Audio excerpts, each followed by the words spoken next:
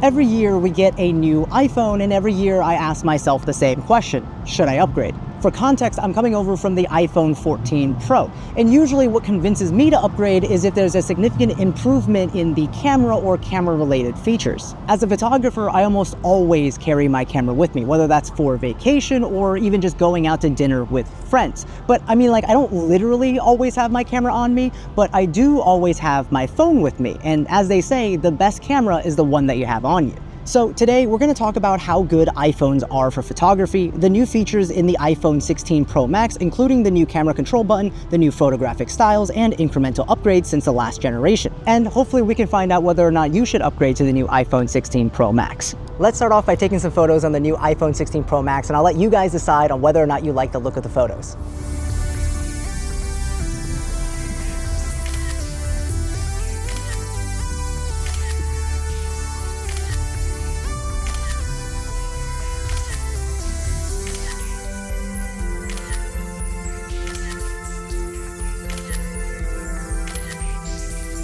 And of course, I wanted to do a comparison of my shot on camera photos versus my shot on iPhone photos. So during some of my recent photo shoots, I did just that so you guys could see the difference.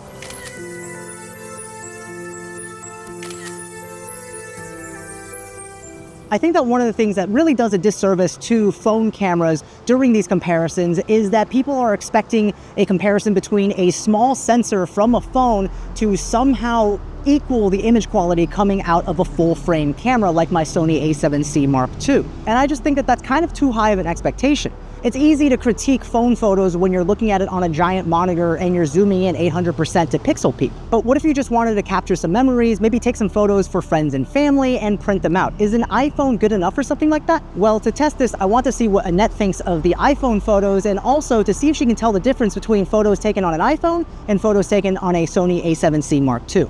So I want to show you some of the photos that I've taken on an iPhone and kind of get your opinion on, looking through these. Would you feel like these are good enough, like, printed out in like an 8x10 or put on like a digital picture frame like this? This one's more low light, so it's not as impressive.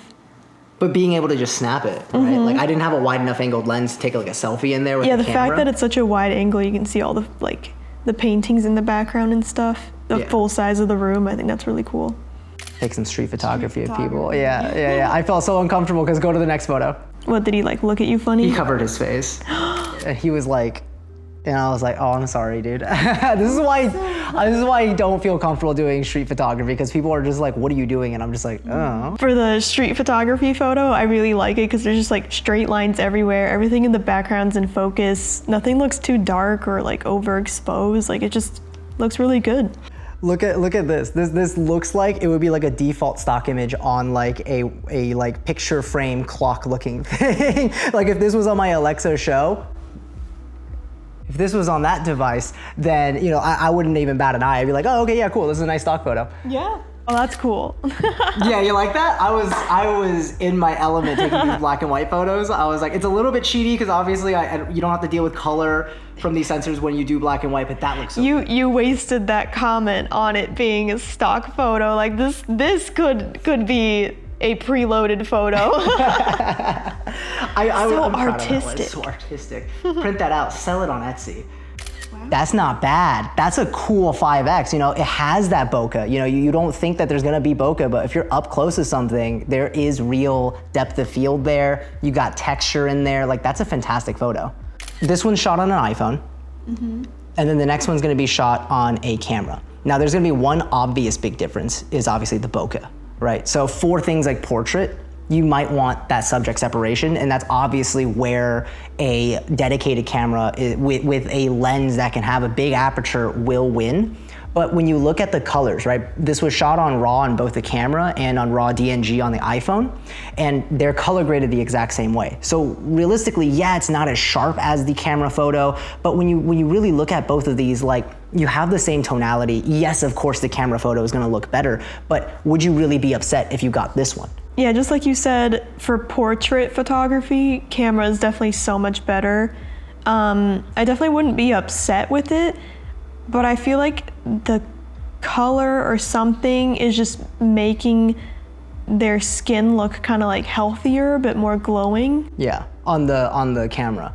Yeah, and that's definitely gonna be because, one, that's why you're paying so much money for the lens. You don't just pay for the lens because it has a wide aperture to blur out the background. It's also how it renders colors and contrast. So like, and also obviously the sensor is gonna be playing a huge role in that. So yes, this is why you hire a photographer with a real camera to take good photos, but Portraits, if you, family photo. Right, I mean but like this picture is like, oh hey, I wanted to pay for an engagement photo, this is what I got. This picture is like, hey, we were out at dinner with our friends and this was taken on my phone, I'd be stoked to have this photo. And then the next comparison, now we're gonna get even tighter. I challenge you to tell me which one's the phone and which one's the camera. Okay. Ooh, yeah, this is hard. Okay, I need to zoom in a little bit. I'm gonna be so embarrassed if I get this wrong. I think the genes will tell me the answer. I wanna say this is the camera. It's actually the second one is the camera. Crap. Second test, family photo of them. Can you tell which one is the camera and which one is the phone? And it doesn't help that like, they're not zoomed in at the same like rate. So because this one's zoomed out, I just like kind of want to say it's the phone. This one's the camera. That was fun. I'm embarrassed though. Why are you embarrassed? Because I thought I would get one of them right. Honestly, I made it as hard as I could because like I wanted to show you like really how close you can get to each other, which is why I find a lot of these like iPhone versus camera comparisons kind of unfair in either direction, because you can either make them look extremely different by using all the advantages of a camera, or you can make them look very similar by shooting everything to the limitations of the phone. So you guys might have also noticed that I've been using this digital picture frame to show Annette all of these photos. And the reason behind that is because I'm actually terrible at printing out our photos. After all these years, we still haven't even printed out our wedding photos. I know, it's really embarrassing. But okay, part of the reason why is one, it's hard to figure out like which photos do we want to print, where do we put them, and also we're in a house where we have a lot of space, but not a lot of space that makes sense to hang up pictures. So when Pexar reached out to sponsor today's video, I was super excited to take on the sponsorship because this is a product that I actually love. This is the Pexar 11-inch digital picture frame. It's a 16:9 aspect ratio frame that lets you show off all of your photos with vibrant true-to-life colors with an anti-glare screen so your pictures look great from every angle. It has a 2K pixel resolution, meaning all of your photos will look nice and sharp on it, and you can even use touch controls to swipe through your photos or zoom in to show off fun details in your photos when you have friends or family over. So now when Annette and I get back from our trips, instead of my photos just sitting forgotten on my hard drive, I can instead upload them straight to the picture frame. The digital frame has 32 gigs of internal storage, and you can expand it up to a terabyte using an SD card. Honestly, of all of the tech knickknacks I own as a photographer, this is one of the ones that actually end up being used the most. If you're interested in checking out the Pexar digital photo frame, I'll have links in the description down below. Thank you so much again, Pexar, for sponsoring today's video. So let's talk about one of the most eye-catching features of the iPhone 16 Pro Max, the camera control button. It's this touch capacitive haptic feedback button that Apple's not calling a button, but it works basically just like a button. It's a marketing mess. But basically, you can click the camera control button to launch your camera app. Half pressing it twice can bring up a bunch of camera settings, then swiping left and right lets you scroll through the settings. Half pressing again will let you access and adjust that specific setting. A double half press brings you back out to the main scroll wheel, and when you want to take a picture, you just full press and boom. Not confusing at all, right? Yeah, no, it's pretty confusing, and it's the most un-Apple-like thing that they have ever done in recent memory, because instead of being super intuitive and easy to pick up, the average person trying this out for the first time is gonna have some difficulty getting used to it, and it's been a month and I'm still having difficulty remembering how to access it and not accidentally, pressing too hard or accidentally swiping past what I was looking for. It needs improvement. I kept accidentally launching the camera app by pressing the button when I didn't mean to. Fortunately, in the settings, you can change it so that it takes 2 full presses to launch the camera app instead of a single press. Overall, I think the camera control button has so much potential, and I'm still gonna keep trying to make it work, but as it stands right now, I can honestly change all of the settings faster utilizing just the touchscreen instead of the button. All right, so what about the new Photographic Styles? I actually really love this feature. In the past, you got a few presets to pick from, and honestly, it wasn't that useful of a tool. Now you can pull up the Photographic Styles menu and really dial in a specific look that you like. First, you choose which base style to use. So for this example, I'll use dramatic to get those moodier tones. Under that, you'll see a grid. The y-axis represents the tone or the exposure and contrast, while the x-axis represents the color or saturation of your style. And under that, you'll find provide a slider that controls the palette or the intensity of your photographic style. With the 3 of these settings, you can dial in a relatively unique photographic style that suits your taste, and using it, you can essentially pre-edit your photos as you shoot.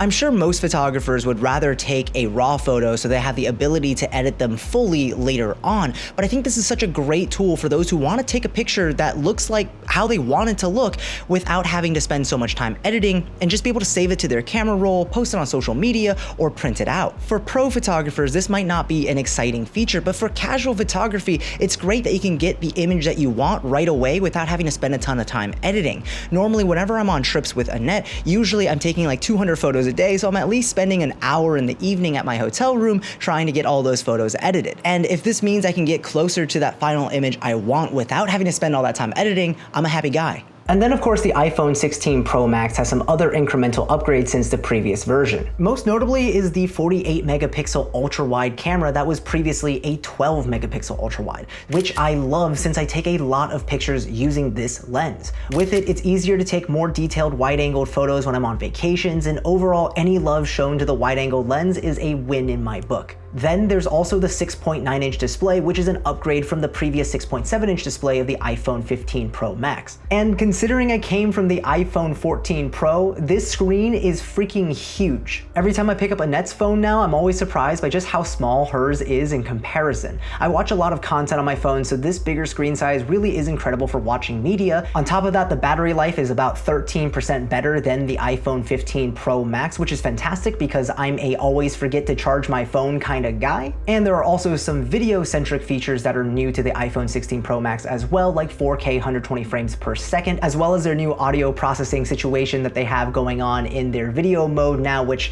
again, I'm gonna dive into all of this in a future video where I'm gonna be covering specifically the iPhone 16 Pro Max for filmmaking. If you're interested in that video, make sure to get subscribed. So is the new iPhone 16 Pro Max worth it? If you're interested in just the photography features and you're coming from like the iPhone 14, 13, or older, then I would say yes. For me, I find that upgrading every 2 to 3 generations always feels like it's worth it because you get a whole bunch of new features that you didn't have before.